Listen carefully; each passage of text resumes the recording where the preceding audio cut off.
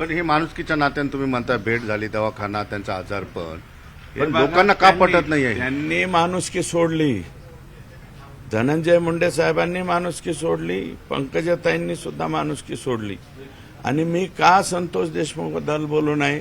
संतोष देशमुख हा भारतीय जनता पार्टीचा पंकजाताईचा एजंट आहे.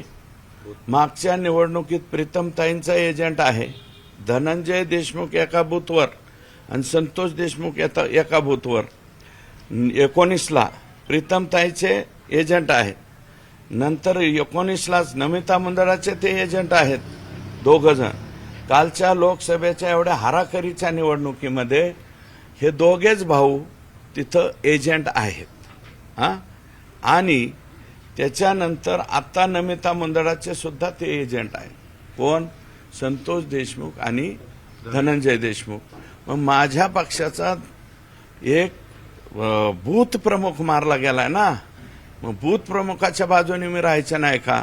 आणि आज माझ्या पक्षाचे प्रदेशाध्यक्षांनी अतिशय व्यवस्थित त्या ठिकाणी बोललेत की जरी मी बैठक बोलवली त्यांची आणि माझी, जरी बैठक बोलवली तरी सुरेश धस कुठल्याही बाबतीत कॉम्प्रोमाइज झाले नाही. मी म्हणलं मी माझ्या गोष्टीवर ठाम आहे. ते म्हणले तुमचं तुम्ही ठाम राहा आणि निघा.